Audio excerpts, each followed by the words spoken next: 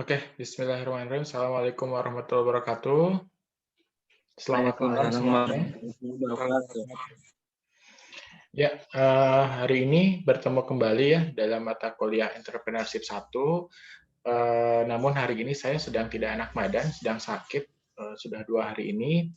Jadi pertemuan kali ini sambil menunggu kalian absen, saya menjelaskan materi sebentar, gitu ya. Dan untuk absen, silahkan kalian tulis nama dan NPM di kolom chat, nama lengkap ya, nama dan NPM di kolom chat. Oke, bisa dimulai dari sekarang, silahkan. Untuk ujian UTS kemarin sudah saya periksa, gitu ya, kalian sudah bisa lihat nilainya, gitu ya, di LMS. Dan nanti di akhir pertemuan yang sekarang, seperti biasa kita akan screen capture, dan juga kita ada tugas terkait bisnis plan. Oke, saya akan sambil menjelaskan sebentar ya terkait materinya. Oke, sebentar. Mohon maaf, di saya mati lampu gitu ya. Jadi saya tutup ininya ya. Saya tutup kameranya ya. Oke. Jadi materi kita kali ini adalah tentang organization plan. Jadi, nah organizational plan ini dia terkait dengan bagaimana pembentukan sebuah organisasi di dalam sebuah tim. Nah, di sini gitu ya, bagaimana kenapa kita harus membuat tim? Kita harus membuat tim karena biasanya investor itu dia akan concern banget dengan tim yang dari usaha kita, dari usaha yang dibuat, gitu ya. Nah, di sini biasanya investor itu dia akan sangat suka dengan timnya yang memang bukan part time tapi full time. Nah, tim ini juga akan menjadi dasar kita atau dasar entrepreneur dalam membuat sebentar. Ini sepertinya ada masalah.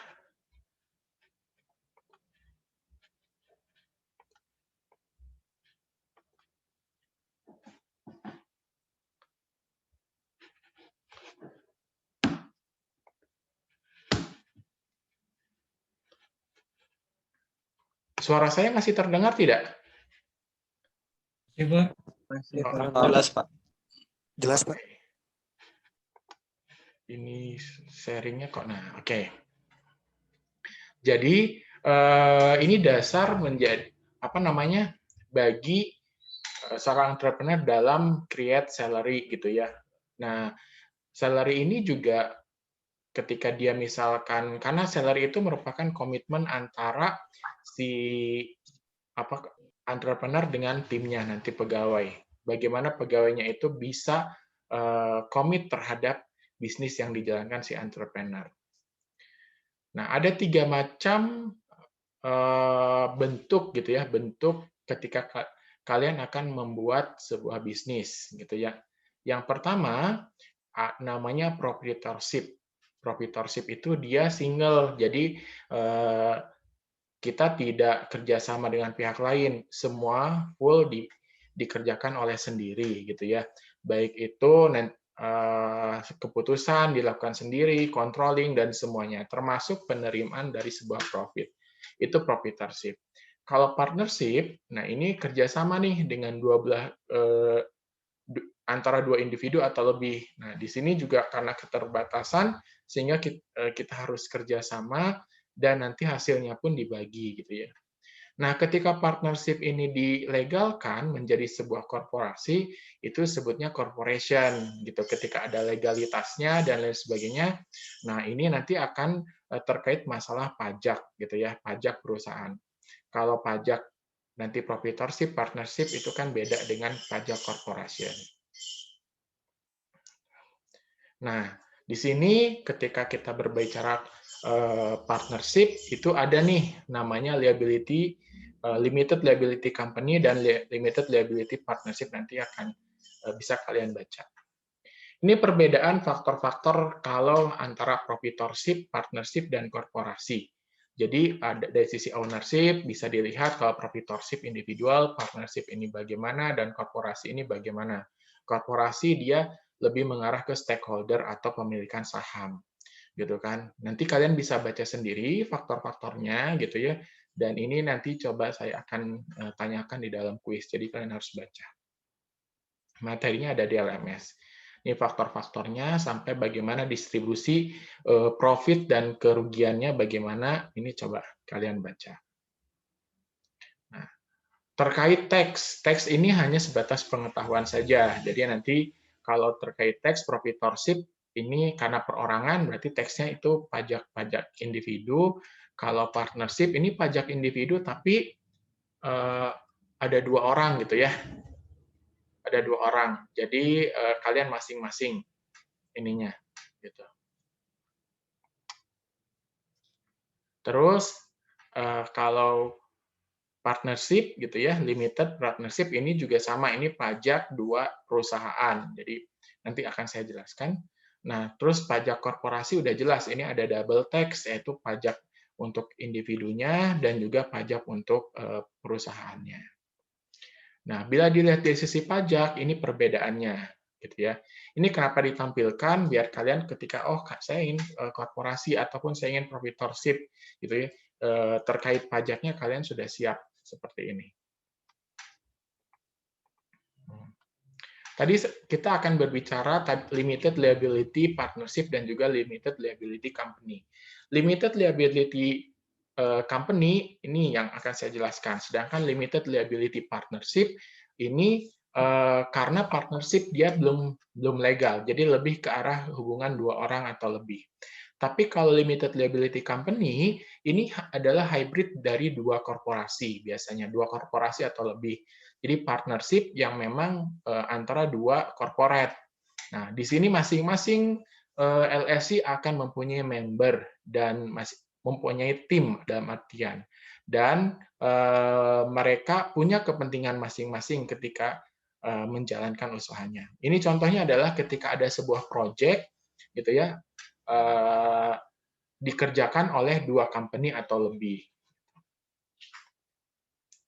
Nah, dalam limited liability company juga ya ada biasanya masing-masing kepentingan dan tapi dari sisi pajak juga bukan ada pajak lagi yang ketiga gitu dari liability company bukan, tapi pajaknya adalah masing-masing korporasi.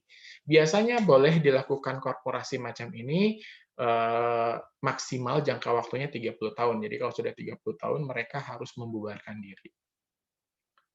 Keuntungannya dari LLC pertama gitu ya, mereka bisa sharing nih karena ada keterbatasan kemampuan mereka bisa saling sharing sehingga menutupi untuk atau memenuhi kepentingan mereka masing-masing. Yang kedua gitu ya, tadi teksnya masing-masing gitu ya, masing-masing company. Terus dari sisi individu, korporasi, partnership dan lain-lain ini tidak terbatas karena saling memenuhi gitu ya. Yang keempat adalah dari sisi profit, income, cost gitu. Terus keuntungan dan kerugian ini akan ditanggung bersama equal dengan sesuai kerjasama ditanggung oleh masing-masing pihak. Nah, oke. Kenapa kita harus mendesain atau membuat organisasi ini, gitu ya? Yang pertama, bahwa pada saat kita akan menjalankan usaha, kita perlu struktur organisasi, gitu ya, struktur organisasi, sehingga ini harus dibuat.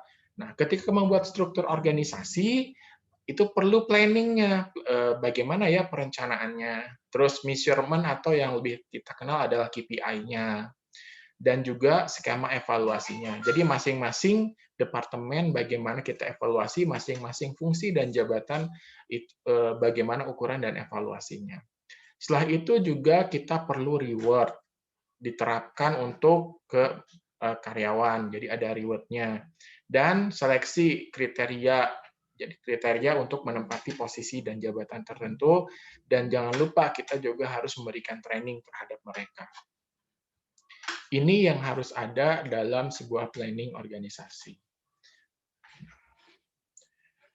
Nah, ketika kita terima nih, gitu ya, kita harus memberikan apa ya?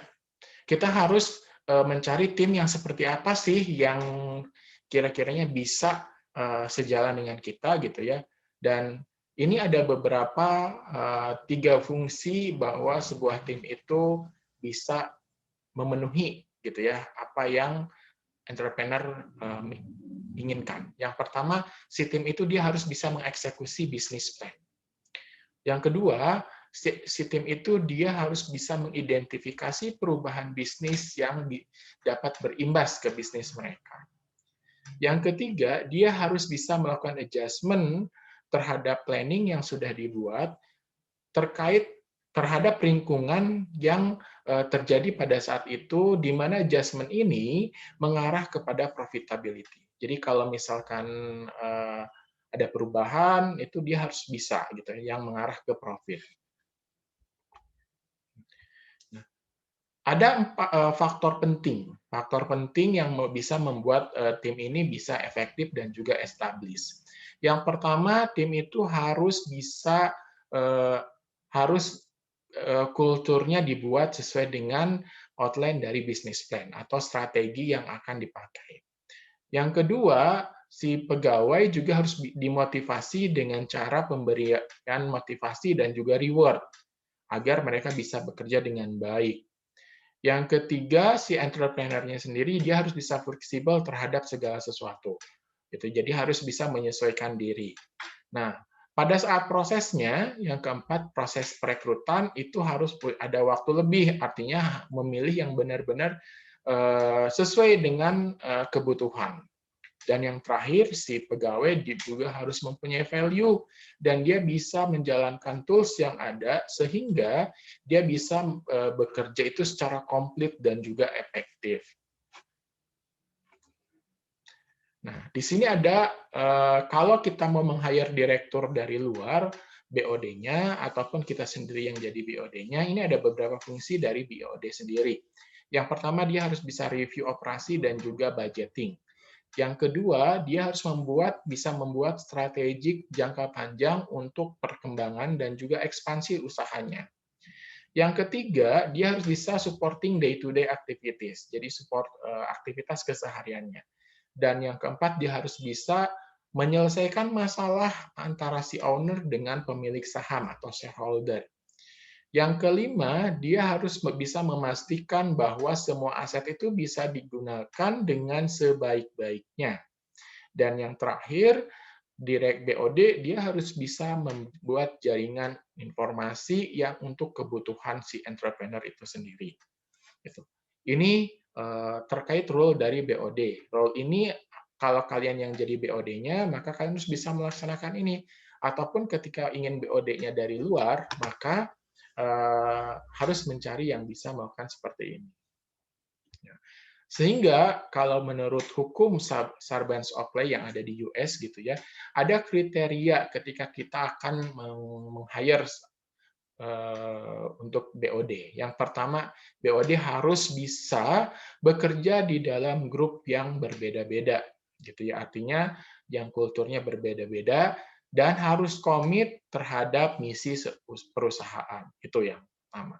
Yang kedua, BOD harus mengerti kondisi pasar di lingkungan bisnisnya. Yang ketiga, si BOD ini dia harus mau dan bisa berkontribusi skill-nya di dalam pencapaian goal ataupun tujuan dari planning perusahaan tersebut. Dan yang keempat, si BOD ini harus mampu membuat keputusan yang tepat pada saat diminta membuat keputusan. Ini yang role untuk BOD. Di luar juga ada BOA atau Board of Advisor. Di sini tujuannya adalah untuk mengawasi dari BOD, bisa kalian baca ya kalau Board of Advisor. Itu materi hari ini. Mohon maaf sebentar karena saya sudah mulai keringatan lagi nih, enak badan. Nah, hari ini kalian punya tugas kelompok, gitu ya. Tugas kelompok ini dikumpulkan tanggal 6 Mei, jadi 2 minggu yang akan datang. Jadi kalau sebelumnya kalian diminta mencari bisnis plan yang sudah ada, kalau tugas saat ini adalah kalian bersama kelompoknya untuk membuat bisnis plan. Anggaplah kalian akan membuat startup bisnis di masa saat ini, di mana bisnis yang akan dijalani atau industri yang akan dijalani itu bebas. Kalian bisa rencana ingin buat bisnis kafe, kuliner, IT, jasa, ataupun tekstil, dan lain-lain itu bebas. Jadi kalian buat bisnis plan-nya. Yang kalian buat adalah dari poin 1 sampai 7 ini. Nah, perhatikan dalam pembuatannya, jadi silahkan cek kembali materi yang sudah disampaikan di dari pertemuan ke-7. Jadi di situ bagaimana cara mengisi introductory page, executive summary, industry analysis, sampai ke poin 7 ini. Jadi kalian cek materinya. Nah, ini dikumpulkan tanggal 6 Mei, dan akan terus diperbaharui sampai nanti kita ke UAS. UASnya nanti adalah kalian presentasi bisnis plan ini. Metode presentasinya akan disampaikan nanti beberapa minggu sebelum UAS. Oke, ada pertanyaan? Sambil menunggu pertanyaan, saya mau screen capture ya. Jadi dibuka dulu videonya.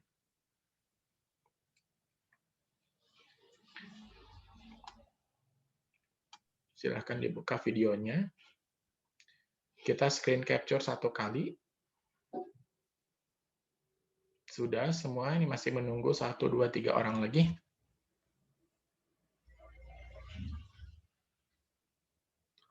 Oke, dalam hitungan ketiga ya. 1, 2, sebentar, masih ada. Oke, sebentar.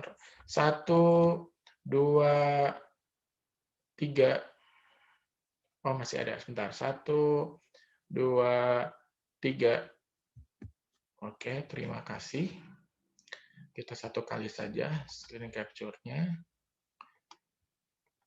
Saya ingatkan kembali untuk absen di kolom chat ya.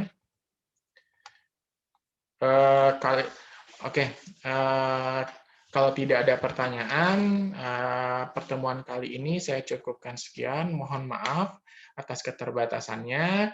Bila ada pertanyaan, silahkan japri, apalagi terkait tugas, gitu ya. Silahkan cek di LMS juga. Terima kasih atas kehadiran hari ini. Wabillahi taufiq wal hidayah. Selamat malam. Wassalamualaikum warahmatullahi wabarakatuh. Waalaikumsalam warahmatullahi Waalaikumsalam wabarakatuh. warahmatullahi wabarakatuh.